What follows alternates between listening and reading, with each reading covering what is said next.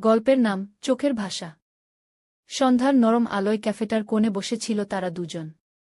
টেবিলের উপর আধখাওয়া কফির কাপ আর দুটো হাত অল্প দূরত্ব রেখে পাশাপাশি।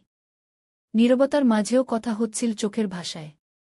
মেহরিনের চুলে লাল সূর্যের ছায়া পড়েছিল, যেন প্রতিটা আঁচড়ে কেউ আগুন এঁকেছে।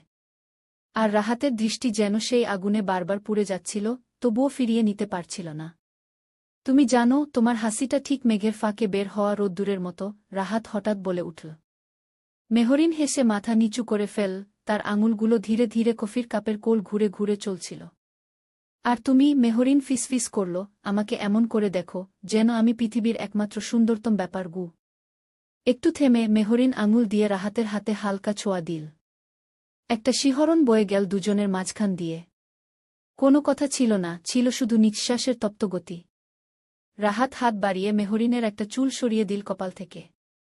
সেই স্পর্শে মেহরিনের চোখ বন্ধ হয়ে এল এক মুহূর্তের জন্য। সময়টা যেন থমকে গেল। চলো, রাহাত নরম গলায় বলল, এই সন্ধ্যাটা কেবল আমাদের করে নিই। মেহরিন কোনো উত্তর দিল না, শুধু হাতটা রাহাতের হাতে রেখে উঠে দাঁড়াল। চোখের ভাষায় সব বলা হয়ে গিয়েছিল। দুজন হাঁটতে লাগল, হাতের মাঝে হাত। শহরের আলোধারিতে তাদের ছায়ারা মিশে গেল এক হয়ে।